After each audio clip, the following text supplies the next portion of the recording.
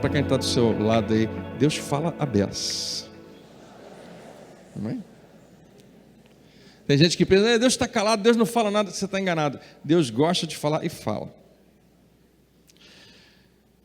A gente que às vezes não ouve, e muitas vezes a gente não ouve, ou não quer ouvir. Isso é muito normal, é muito comum. Qualquer relacionamento tem um pouco disso. Tem momentos que você não ouve ou não quer ouvir. Mas eu estava ouvindo sobre um pastor que teve uma oportunidade fantástica de se reunir com uma pessoa de um escalão muito alto numa empresa, um presidente de uma empresa muito grande, que eu e você compramos coisas dessas empresas, que é mundial. E ele, quando chegou para conversar com esse empresário, ele falou que a conversa foi sensacional, mas o motivo de porque a conversa foi ótima é porque ele mesmo ficou calado o tempo todo. E ele só fez algumas perguntas curiosas, ele queria saber algumas coisas, mas a pessoa, entenda o que eu vou dizer, mais importante, a pessoa que sabe mais, a pessoa que é mais inteligente, que tem mais experiência, foi a que falou mais. Faz sentido, né? Se eu sentar com uma pessoa imagina aquela pessoa que para você é o seu ídolo, vamos colocar, não é uma coisa que a gente deveria falar na igreja, né? Ídolo, mas uma pessoa que você tem como, você tem uma admiração imensa, ela alcançou um lugar muito alto, ela é o que você gostaria de ser, ela, né, tem algumas coisas, algumas qualidades, e você tem a oportunidade de gastar meia hora com essa pessoa, tomar um café junto. Se você é esperto, você não vai encher aquela pessoa com as suas experiências. Eu fiz isso, eu fiz aquilo outro, e na minha vida assim, você não vai querer dizer das suas conquistas, você vai querer saber dela. E a pessoa mais inteligente da dupla, dos dois ali, deve ser a que fala mais. A pessoa que tem menos experiência e menos conhecimento deve falar menos. Numa conversa entre você e Deus, quem deveria estar falando mais? E quem deveria estar ouvindo mais? Nós. O problema é que nós transformamos as nossas orações em algo meramente religioso e ritualístico. Eu faço as minhas orações. Você nem sabe, né? Será que ele está ouvindo? Eu espero que sim. Porque se você não está disposto a ouvi-lo, né? Será que você está disposto a ouvir o que você está falando? Se tem alguém que exemplifica perfeitamente uma comunhão íntima com o Pai, é aquele que nos apresentou o Pai, o Senhor Jesus. As coisas sensacionais que aconteciam na vida dele, como por exemplo, ele pregava e todo mundo ficava assim, uau, impressionado, e ele não levava o crédito pela mensagem, ele falava, o Pai é que está fazendo a sua obra. Interessante, Jesus nunca leva crédito por nada que ele faz, ele sempre aponta para o Pai. Uma mensagem pregada, um ensinamento que ele deu, uma cura de alguém, quando alguém é curado. Como é que isso acontece? Como é que esse homem toca numa pessoa e agora ela não é mais cega, e agora ela não é mais surda, e agora ela consegue andar e antes não conseguia? Milagres. Pães são multiplicados, peixes, água se transforma em vinho. Da onde que vem isso tudo? Você não vê em nenhum desses milagres, ou em quase nenhum deles, Jesus orando para que o milagre aconteça. Você tem raras exceções onde ele não ora para o milagre acontecer, mas ele ora porque ele está prestes a fazer um milagre. Mas a Bíblia diz que Jesus orava muito, que ele gastava tempo com Deus. Quando ele entrava em ação, ele não precisava orar, porque ele estava em plena comunicação e intimidade com o Pai. Então o que eu vou mostrar para você hoje é um exemplo muito simples e muito pequeno de como isso acontecia. Como é que era a dinâmica no ministério de Jesus. Hoje eu não trouxe nenhum slide, apenas, eu sei que você gosta de olhar aqui para trás, para a tela, ajuda você, mas você tem uma Bíblia e deve ter lá no telão também, Mateus,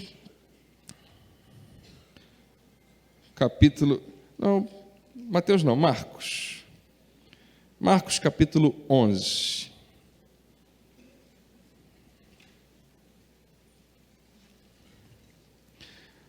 Faz tempo que a gente não ouve esse barulhinho, né? Os papéis aí se mexendo. Eu coloco sempre, para quem não sabe, os versículos no telão. E o pessoal tudo preguiçoso, não quer abrir a Bíblia, né? Fica tudo olhando aqui para o telão. Mas hoje você está manuseando a sua Bíblia. Para quem não tem, conhecimento, Marcos é o segundo livro do Novo Testamento. Se você abrir a sua Bíblia no meio e for caminhando para frente, você encontra Marcos, depois de Mateus. Eu falo isso porque tem gente que acha, não, pastor, todo mundo conhece. Não, tem muita gente que não tem a vivência, às vezes, que você tem na Bíblia. Marcos, essa pessoa que está escrevendo, ela não estava lá nesse episódio. Ele aparece depois, no livro de Atos, quando a igreja já começou. Supostamente, Marcos é uma espécie de, depois, uma espécie de secretário, um assistente de Simão Pedro, que é um personagem famoso, todo mundo conhece, o apóstolo Pedro, que andou bem perto de Jesus. Então, possivelmente, a história vai contar para a gente que Pedro narra tudo que a gente vai ler aqui hoje e Marcos escreve. E Marcos entrevista as pessoas, descobre e anota e documenta tudo isso. E isso é comprovado em outros documentos que é o que realmente aconteceu. Algumas décadas atrás, existiam alguns cientistas que colocavam em questão a existência de Jesus e esses escritos. Hoje, você não encontra mais qualquer pessoa inteligente, qualquer cientista que não concorde que tudo isso aqui é real, que tudo isso aqui é verdade, no que diz respeito à historicidade, a ter acontecido algo assim, de que esses homens existiram e esses diálogos aconteceram, por causa da comprovação dos documentos. Então é isso, Marcos está escrevendo sobre algo que Pedro presenciou e experimentou. A partir do versículo 12 de Marcos 11, diz assim: no dia seguinte, depois você pode ler o que aconteceu antes, mas o dia anterior é o dia da chegada de Jesus em Jerusalém, um dia muito importante. No dia seguinte, quando estavam saindo de Betânia, que era uma cidade bem próxima a Jerusalém, Jesus teve fome. Possivelmente Jesus ele ia dormir sempre em Betânia, na casa dos amigos. E voltando para cá, ele teve fome. Vendo à distância uma figueira com folhas, foi ver se encontraria nela algum fruto. Aproximando-se dela, nada encontrou, a não ser folhas, porque não era tempo de figos. E então lhe disse, e aqui a gente para um minutinho e fala, lhe disse? Aqui está acontecendo uma interação entre Jesus e uma árvore. Quem disse o quê? Para quem? É interessante você imaginar que a gente sabe que Jesus, ele é onisciente, ou melhor, em alguns momentos ele vai revelar essa onisciência pelo Espírito. Ele sabe de todas as coisas. No entanto, ele está com fome e ele vê uma árvore com frutos. Quem está com fome aqui, diga amém? Eu também. Você está pensando em fruta nesse momento? Jesus não é um ótimo exemplo para mim e para você, né? Ele estava com fome, ele viu uma árvore, vou comer um figo. E tem uma árvore frondosa, cheia de folhas. Não era tempo de figos. A história, a enciclopédia bíblica, a chave bíblica, vai mostrar para você por que Jesus foi, sem ser temporada de figos, numa figueira com folhas. A razão é porque nessa estrada de Betânia para Jerusalém, e possivelmente em outros lugares, existiam várias figueiras que foram plantadas lá justamente pensando nos viajantes, que elas davam figo em outras épocas do ano também. E a maneira de você identificar que uma figueira possivelmente poderia ter figos é que ela tinha bastante folhas. Se ela tivesse muito seca, se ela tivesse com poucas folhas, era um exemplo de que era uma indicação de que não vai ter nenhum fruto lá. Jesus viu aquela figueira cheia de folhas e todo mundo sabia, possivelmente deve ter algum figo lá. Mas a Bíblia nos dá essa justificativa. Não é que todo mundo comeu os figos que vieram antes, não era tempo. Eu acho interessante, eu amo essa passagem por vários motivos, porque realmente agora Jesus vai falar com essa árvore. E ele não vai falar numa boa com ela. Ele não vai chegar para ela, e conversar igual você conversa com a sua samambaia. Ô, querida. Ele vai falar com ela algo muito forte, diz assim: ninguém mais coma do seu fruto.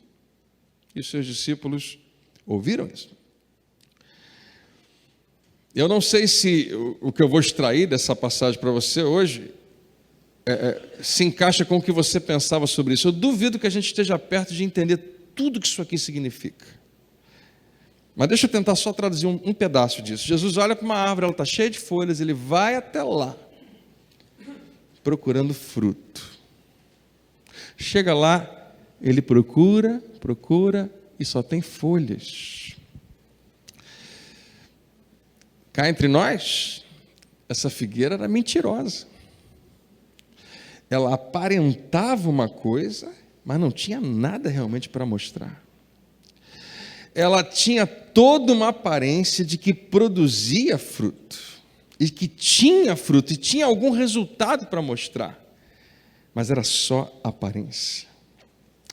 E quando Jesus se encontra com essa situação, onde, no caso, uma figueira, mas poderia ser uma pessoa, só tem aparência, só tem algo do lado de fora, só tem uma fachada, só tem algo que todo mundo olha e acha que tem alguma coisa ali, mas na hora que você vai procurar fruto, você não encontra. Jesus profere o que a Bíblia diz que é uma maldição. E é: ninguém nunca mais coma fruto de ti. Que cá entre nós parece, para mim, muito forte, eu acho que para você também. Jesus está tirando dessa figueira toda a chance dela se recuperar e se ajustar. Depois você conversa com ele deve saber da história toda, né? Por que ele fez isso? Mas a verdade é que ele fez e fica registrado, fica marcado para mim e para você. E você não precisa transformar, por favor, isso que eu vou falar numa doutrina. Não é doutrina. É um caso que aconteceu, mas que tem que chamar a nossa atenção, que tem que nos atrair. Por que Jesus está fazendo isso? Porque eu também e você temos essa tendência muitas vezes. Quase todo mundo, você encontra poucas pessoas que não se encaixam na mesma história dessa figueira. Nós queremos que as pessoas olhem para nós e vejam a nossa melhor versão. E a gente tenta esconder as falhas que a gente não tem, ou tem, né? Os frutos que a gente não tem. A gente tenta esconder os atributos que estão faltando. Mas eu creio que quando nós vivemos esse estilo de vida, onde tudo que a gente tem para mostrar é uma aparência, mas não existe uma vida real, um fruto real. Alguém disse já há décadas atrás, e ficou registrado para sempre, que a maior crise que o incrédulo tem com a igreja é justamente essa questão da aparência. É como é possível que um cristão, ou um dito cristão, aparente ser uma coisa na igreja e saia da igreja para experimentar, para viver uma vida tão diferente daquela que é mostrada na igreja. E isso, claro, no mês de maio, eu quero falar para você, isso se dá também e se revela na nossa casa, nos nossos lares. Por favor, não me entenda mal, não quero que você se sinta condenado, porque não é só você, todos nós, principalmente no ambiente de casa, nós mostramos quem nós somos e falhamos frequentemente. E, graças a Deus, existe o favor de Deus, existe a graça de Deus, existe como nós podemos ser corrigidos e consertados. O problema, e essa era a crise de Jesus frequentemente, porque você não vê Jesus brigando com ninguém, menos com os fariseus. Você lembra qual era a briga de Jesus com os fariseus? Hipócritas. Por que vocês que... são o que são, não mostram quem que vocês são? Por que vocês têm que botar toda uma roupagem? Porque se você diz assim, Senhor, eu realmente não presto, estou fazendo isso errado, aquilo outro, por mais que vocês tenham uma visão distorcida, se você está pedindo graça e misericórdia a Deus, Ele tem para te oferecer. Mas o hipócrita é aquele que diz, não, eu estou ótimo, está tudo certo, olha as minhas folhas. Os fariseus, eles se purificavam todo dia com os seus banhos, e ainda assim levavam bronca todo dia de Jesus, quando vinham perguntar alguma coisa para ele, e falou, vocês aparentam ser muito bons do lado de fora, mas vocês fazem tudo errado do lado de dentro, especialmente com um pecado que todo mundo acha que não é pecado, orgulho. Você deprecia outra pessoa achando que você é alguma coisa. Eu não sei se Jesus estava irritado esse dia aqui da figueira, e de repente queria justamente desabafar ali. Eu acho que Jesus não era assim, ele dominava os seus sentimentos, mas ele deixa esse exemplo ali para a gente do que eu acho que acontecia o tempo todo. Hipócrita não vai dar fruto nunca. quando nós permitimos que a falsidade seja o nosso estilo de vida, nós não temos nada para oferecer no final. Mas quem se humilha e pede perdão e deixa a luz ser lançada na sua vida e diz, é isso mesmo que eu sou, eu tenho muita coisa para ajustar, esses recebem misericórdia. E como recebem? E como Deus restaura aqueles que simplesmente se permitem ser transformados? Aquela figueira tinha algo para esconder. Ninguém pode saber do meu segredo. Eu tenho muita folha, tomara que ninguém venha procurar fruto. Jesus fala, ninguém mais vai comer fruto de você. E agora ela é desnudada. O que escondia a sua falta de frutos, é infertilidade, não sei, né? Infertilidade não deve existir, mas parece infantilidade, né? Sua desfrutação, vamos inventar palavras hoje, né? O que escondia o fato de que ela não tinha nenhum fruto, Jesus faz assim, né? Jesus fala com ela e agora ela vai secar completamente, as folhas todas vão cair, não vai ter mais como esconder aquilo. Veja o que diz o versículo 20. De manhã, ao passarem, viram a figueira seca desde a raiz, ou desde as raízes. Pedro, lembrando-se, disse a Jesus, mestre, porque talvez, né, as pessoas passaram por ali despercebidamente. Não, Pedro chama a atenção, a figueira que amaldiçoaste secou. Na época, Pedro falou de uma outra maneira, falou assim, Jesus, que boca, hein? Mas o cara, na hora de traduzir, botou assim para a gente. Não, mestre, vê, a figueira que amaldiçoaste secou. E aí Jesus pega esse exemplo e transforma numa lição. E ele continua no versículo 22, respondeu Jesus, tenham fé em Deus. Que é o que a gente prega todo domingo aqui. Posso traduzir para você como é que isso aqui funciona? Confia em Deus. Confia em Deus, confia na pessoa de Deus, confia na palavra de Deus. Fala para quem está do seu lado, confia em Deus. Essa pessoa que está do seu lado precisa disso hoje.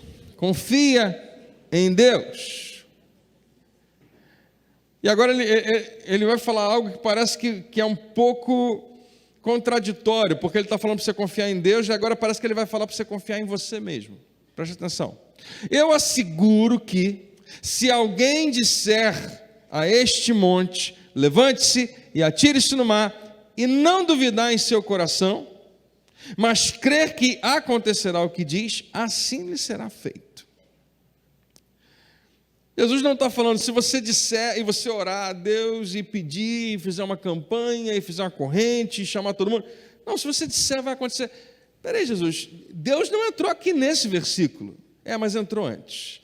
Para que você possa fazer isso, você tem que estar enraizado, embasado nele. Tenham fé em Deus, confiem em Deus. E aí as coisas na sua vida vão começar a serem alteradas. Assim como uma figueira foi alterada da noite para o dia. Assim como uma montanha, e Jesus dá um exemplo que, se você quiser achar que é exagerado, Jesus está exagerando, falou de uma montanha. Ainda assim foi ele, não foi eu, não foi nenhum dos discípulos, foi o próprio Jesus que diz isso. E se você quiser ser um pouquinho menos assim, pastor, só um pouquinho menos de crente, um pouquinho só de incredulidade, pode? Montanha, sair do lugar e se jogar no mar é muito para mim. Então, se você não quiser fixar os seus olhos nisso, preste atenção no que ele fala depois. Porque eu acho muito maior o que Jesus fala depois. Ele fala no versículo 24, portanto eu digo, tudo o que vocês pedirem em oração, creiam que já o receberam e assim sucederá. Quem está ligado aí, diga amém. Figueira secou ontem, na verdade a gente só viu ela manifesta seca hoje, Jesus falou ontem com ela. Por que eu só vi hoje? Porque secou desde a raiz, começa no invisível, depois se manifesta.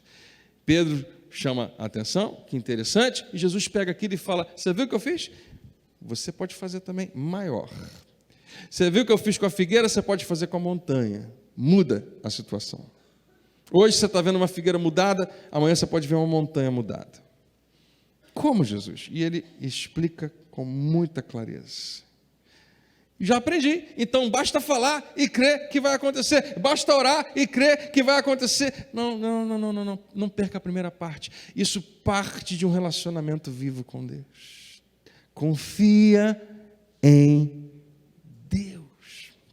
Por que tem tantos cristãos hoje frustrados com a própria fé? Porque a fé não funciona. Eu falo e as coisas não acontecem. Eu crio até o final, mas a pessoa acabou morrendo. Eu fiquei assim,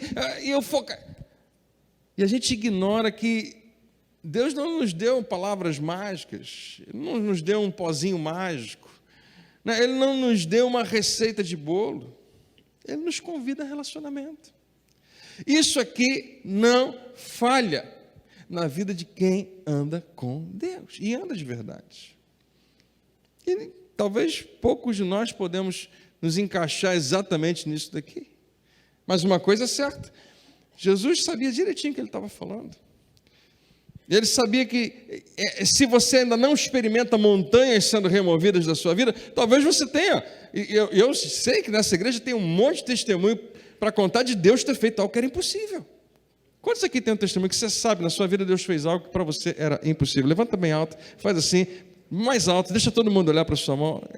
Você pode dar uma glória a Deus bem alto por isso? Olha, quanta gente que está declarando a mim e a você hoje, Deus faz coisas impossíveis na minha vida. Que bom, na minha também. E Ele está dizendo a mim e a você que isso tem a ver com o seu relacionamento com Ele e imediatamente revelar essa confiança. Eu quero terminar lendo o último versículo dessa narrativa de Jesus. Tenham fé em Deus, montanha sai do lugar, 24, se você orar, preste atenção no 24, tudo que vocês pedirem em oração, creia que já o receberam e assim sucederá. Eu quero orar hoje com você, antes de você voltar para casa usando essa expressão. E o 25, parece que não precisava estar aqui. Jesus, não podia terminar ali? Não, ele fala assim, quando estiverem orando, se tiverem alguma coisa contra alguém, perdoem-no, para que também o Pai Celestial perdoe os seus pecados. Parece um pouco com aquele versículo que Jesus mesmo diz, quando você vier trazer uma oferta a Deus e lembrar que o seu irmão tem alguma coisa contra você, deixa a oferta ali e vai resolver o seu problema de relacionamento. Em outras palavras, Deus pode esperar. E Deus faz questão de esperar, para você resolver primeiro as suas questões relacionais. E aqui ele vai no âmago da questão. Eu sei que isso aqui para nós é um tapa na cara, ninguém gosta, aliás, muitos de nós não gostamos de ouvir isso. Ele não está falando, senta, bate papo, conversa, se acerta, não, ele vai direto, perdoa. Não é para questionar, perguntar, não é nem para colocar os seus sentimentos na mesa, e ele sabe que doeu muito, ele sabe que foi mais forte do que tudo, mas ele não está te perguntando, perdoe, para que também o Pai Celestial perdoe os seus pecados. Mas se vocês não perdoarem, também o seu Pai que está no céu não perdoará os seus pecados. O que deixa a gente meio confuso, então, é pelo que eu faço, não é pelo que Jesus fez. É o próprio Jesus que está ensinando isso a mim e a você. E Ele está fortalecendo, eu preciso chamar a sua atenção para isso, o sangue ainda não foi derramado até esse momento. Mas ainda que Jesus dissesse, olha, a graça de Deus cobre até isso, se você não perdoar, Ele te perdoa no final. Ainda que Ele dissesse isso, e Ele não ia dizer de jeito nenhum, aqui está o princípio, que a gente tem falado toda semana. Por que que isso é tão importante? Porque o nosso relacionamento com as pessoas que nós mais amamos, eles são muito desafiadores, não são fáceis. Relacionamento de marido e esposa só é fácil no início. Depois você tem que torná-lo fácil ou possível. Que isso, pastor? Não, todo casal que é casado há muito tempo sabe, né? Que nós... Não estou dizendo que é briga o tempo todo e vai separar, não, mas é difícil, muitas vezes relacionamento é difícil. Relacionamento com os filhos é um desafio, relacionamento com os pais é um desafio, com as pessoas que você mais ama é um desafio. E o que ele está dizendo a mim e a você? Que se você não aprender a perdoar e continuar perdoando, o que você tem de mais importante vai perder a graça, a cor e o valor para você. Mas eu vou perdoar assim que ela me pedir perdão. Eu vou perdoar assim que ele se ajustar. Eu vou perdoar quando eu sentir que está na hora. A gente falou na semana passada que a amargura que eu e você carregamos tem a ver com algo que foi feito no passado. Não precisa ser um passado tão distante, mas aconteceu. E a gente carrega aquilo para os nossos próximos relacionamentos, para o próximo estágio da nossa vida. O perdão é a capacidade de dizer, né, de cancelar essa dívida, de abrir mão, de dar a alguém lá atrás o que essa pessoa não merece. Porque as pessoas que estão perto de você valem a pena. Para dar àquelas pessoas ao seu redor aquilo que elas merecem. Que é você íntegro, você inteiro, você saudável emocionalmente. Nenhum de nós escapa disso. Eu não estou falando aqui com uma congregação de metade, quem está aqui, o resto não precisa. Todos nós ou já precisamos ou vamos precisar exercitar isso. E ele vai direto ao assunto. Quando estiveres orando, perdoai, se tendes alguma coisa contra alguém, para que também o vosso Pai que está nos céus perdoe as vossas ofensas. Sabe como é que a gente interpreta esse versículo? Quando eu estou orando e eu percebo que eu estou mal com alguém, eu peço perdão a Deus. Ou então eu falo assim, eu não sei nem se eu posso orar, porque eu estou me sentindo péssimo. Meu relacionamento está mexido, está quebrado. Meu relacionamento contigo, eu sei o que eu fiz ontem, eu sei que, meu Deus, eu não sei nem se... E ele não está te perguntando nada. Ele está só te perguntando, se tem alguém que tem alguma coisa contra você, ou você contra alguém, resolve isso. Não é interessante que a gente pega isso e transforma entre algo que eu preciso resolver com ele está precisando ser resolvido com a pessoa. Porque se você resolver com a pessoa, está resolvido com ele. Se você resolver o relacionamento, não é isso que ele pede o tempo todo. Lembra que a gente falou aqui que amar a Deus é refletido no seu amor às pessoas? Senhor, eu te amo, eu te amo, eu te amo, eu te amo. Deus vai falar, ok, pega tudo isso e bota na vida de quem está perto de você. Porque não adianta nada você ficar dizendo eu te amo para mim. Ou você fazendo coisas maravilhosas para mim, que é a única coisa que eu quero que você faça com essas pessoas. Especialmente. Porque eu sei que tem gente que é chata, eu sei. Tem gente que você prefere não lidar com elas. Por alguma razão elas estão na sua vida, talvez Deus, ou ele é muito bem-humorado, ou ele está tentando te ensinar alguma coisa. Mas preste atenção para a gente orar. Especificamente aquelas que vivem com você. Que você ama tanto. E que às vezes desafiam a sua paciência. Que você ama tanto, mas que muitas vezes deixa você maluco. Né? É verdade. Eu sei que é verdade. Pastor, eu não tenho problemas, a minha casa é perfeita, é maravilhosa. Então depois você ensina a gente. Domingo que vem você prega. Mas em geral nós precisamos fazer esses ajustes, e eles todos têm a ver com a nossa capacidade de perdoar. Amém? Você recebe essa palavra? Vamos ficar de pé, vamos orar juntos? Quando você for orar agora, pratica isso. Crê que você já recebeu. Fala, Senhor, eu quero andar contigo. Eu quero ver a minha família prosperando. Essa oração vai ser pequena, você não precisa se preocupar. Mas você pode fazer um negócio comigo? Coisa que a gente nunca faz aqui, dá a mão a quem está do seu lado. Deixa eu recapitular para você. A figueira é aquela pessoa que mostra uma coisa do lado de fora, mas precisa mostrar do lado de dentro. Precisa deixar que a luz bata para que as folhas não precisem sair e desnudar a nossa vida. Precisa deixar a luz de Jesus mostrar. Os homens mais fortes são esses, as mulheres mais fortes são essas. A que não tem medo de pedir ajuda, de mostrar, isso aqui está acontecendo. Eu preciso de ajuda. Não fique escondendo o que não tem ali. A figueira secou para nunca mais frutificar. E aí Jesus falou, se você confiar em Deus, você vai viver uma vida, você vai experimentar um estilo de vida onde você está tão antenado com Ele, que não falha. O que você fala e confia, vai acontecer. Você está tão ligado nele, que quando você ora, você já crê que você recebeu, e não muda, não falha.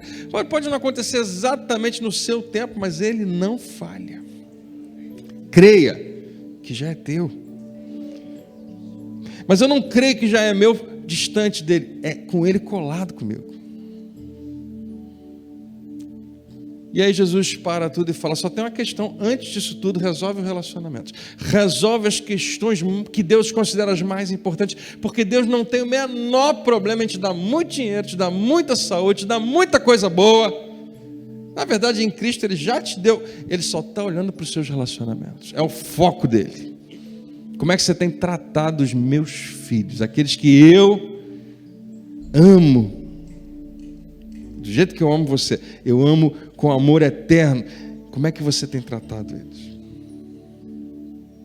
E quando você trata bem, ele fica tão feliz. E quando você trata mal, ele pensa, eu estou construindo. Não destrua, não destrua. Então, a sua oração hoje, peça só que o Senhor te ajude a saber o que fazer com isso e ter coragem para fazer. Pai, muito obrigado por essa manhã. Obrigado pela tua graça maravilhosa. Obrigado porque hoje a sua misericórdia se renovou outra vez.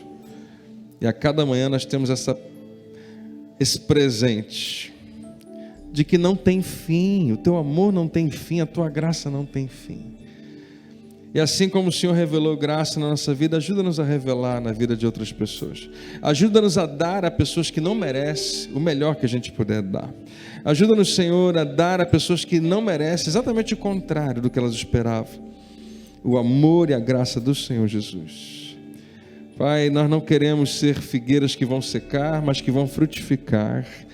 Nós queremos pedir que Teu Espírito nos ajude a enxergar o que está escondido, jogar luz na nossa vida. E permitir que o Senhor, pela tua graça e misericórdia, nos transforme. Hoje, nós queremos declarar sobre a nossa casa e a nossa família, que serão abençoados. Nós queremos ver, assim como Pedro, algo sendo transformado completamente da noite para o dia. Em algum momento, nós vamos ver e vamos exclamar, assim como ele, Jesus, olha o que aconteceu, mudou tudo. Por que mudou tudo? Porque eu confio em Deus. E eu vou com Ele até o final. Eu abro os meus lábios para confirmar o que Ele já estabeleceu na minha vida. Pai, muito obrigado, porque a Tua vontade é boa, perfeita e agradável. Nós somos gratos a Ti nessa manhã, porque embora o inimigo esteja fazendo armas e armadilhas contra nós, nenhuma arma forjada contra nós vai prevalecer, mas vão cair por terra em nome de Jesus. E o Senhor vai nos dar direção e luz para não cairmos em nenhuma armadilha. Obrigado, Jesus, porque maior é aquele que está em nós do que aquele que está nesse mundo.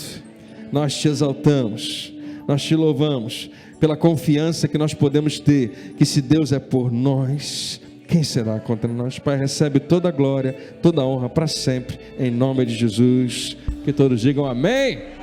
Uhul! Glória a Deus. Obrigado, Senhor. Recebe toda a glória.